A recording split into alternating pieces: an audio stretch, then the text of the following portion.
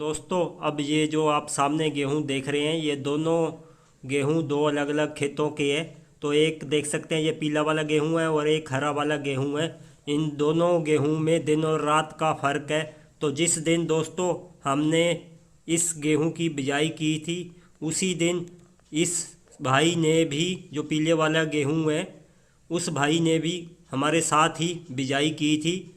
तो दोनों गेहूं में जो अंतर है, काफ़ी ज़्यादा अंतर है और इन दोनों फसलों में बराबर मात्रा में माइक्रो न्यूट्रेंट्स दिए गए हैं। और जहाँ पे देख सकते हैं दोस्तों, हमारे खेत की जो फसल है उसने झन्नाटेदार रफ्तार जो है, ग्रोथ जो है वो पकड़ ली है। काफ़ी अच्छी और काफ़ी शानदार ग्रोथ हो रही है। और वहीं पर दूसरे इस किसान भाई की जो ये फसल है, वो देख सकते हैं आप मेरे हाथों में कैसे पीली हो रही है और इसकी जो ग्रोथ है बहुत ही स्लो डाउन हो चुकी है।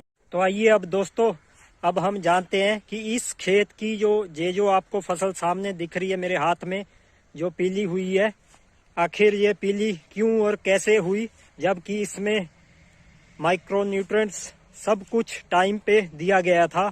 तो दोस्तों, सबसे पहले जब मैं इस खेत में गया तो मैंने इस खेत के ये जो पौधे हैं, तो इन पौधों को उखाड़ा और इनकी जड़ों में हमने देखा कि कुछ छोटे छोटे माहू कीड़े जो है वो लगे हुए हैं।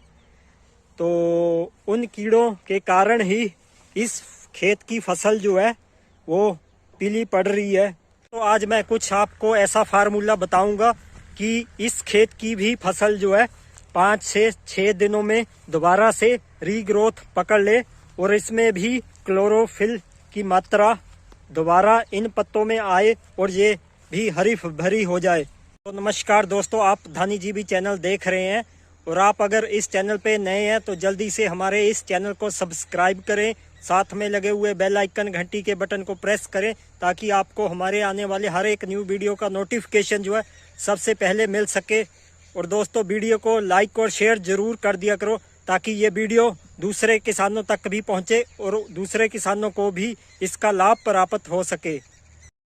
तो दोस्तों, अब बात करते हैं फसल में पीलापन निवारण की। तो दोस्तों, अब हमें सबसे पहले क्या करना है, 10 से 12 किलो यूरिया ले लेना है। भले ही आपने इससे पहले खेत में यूरिया की जो मात्रा है वो पूरी कर दी है, लेकिन अब दोबारा से आपको फिर से यूरिया लेना है और उसमें कॉन्फिडोर 200 ml या फिर हाइड्रोजन कैल्डान जो पदान के नाम से आता है, या रेजेंट फिफ्रोनिल 3 से 5 kg जो दानेदार आता है, क्लोरोपाइरीफोर्स आधा लीटर जो कि पर एकड़ के हिसाब से ले लेना है। तो दोस्तों, इन चारों में से आपको कोई एक ले लेना है और यूरिया में मिलाकर डाल देना है।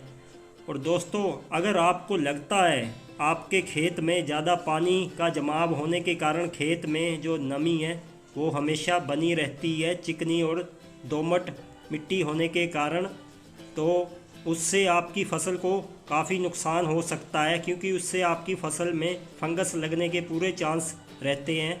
तो उसके लिए दोस्तों, आपको थाइफोनाइट मिथाइल या फिर कार्बोडाइजन मैन 500 ग्राम पर एकड़ के हिसाब से लेकर यूरिया में मिलाकर छिड़काव कर देना चाहिए और ऊपर से सिंचाई कर देनी चाहिए।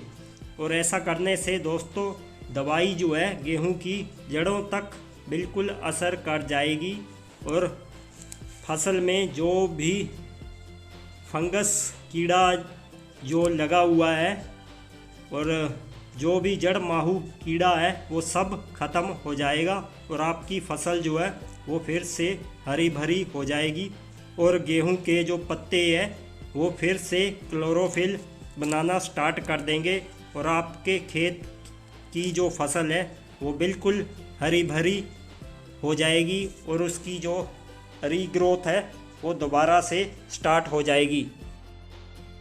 करने से भी अगर आपकी फसल का पीलापन नहीं गया या फिर आपकी फसल बिल्कुल ठीक है, उसमें कोई पीलापन नहीं है, फिर भी ग्रोथ नहीं हो रही है, तो निश्चित ही आपकी फसल में माइक्रो न्यूट्रिएंट्स की जो कमी है वो हो रही है।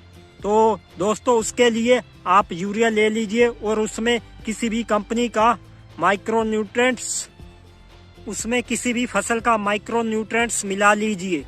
उसके लिए दोस्तों मैंने आपको पहले भी वीडियो में बताया था कि फसल में क्लोरोफिल या कल्ले बढ़ाने हैं तो नाइट्रोजन के साथ साथ जिंक सल्फेट 21% और साथ में मैग्नीशियम सल्फेट लेना है और फसल में डाल देना है। उससे क्या होगा, जो आपकी फसल में पीलापन आया होगा उससे, और ऐसा करने से फसल का पीलापन दूर हो जाएगा और पत्तों में क्लोरोफिल बनना स्टार्ट हो जाएगा। और जितना ज़्यादा क्लोरोफिल पत्तों में बनेगा उतना ही ज़्यादा पौधे को भूख लगेगी और पौधा उतना ही ज़्यादा नीचे से माइक्रोन्यूट्रेंट्स लेकर ज़्यादा गेहूं के कल्ले और गेहूं की जो ग्रोथ है उतनी ही ज़्यादा और बढ़ेगी।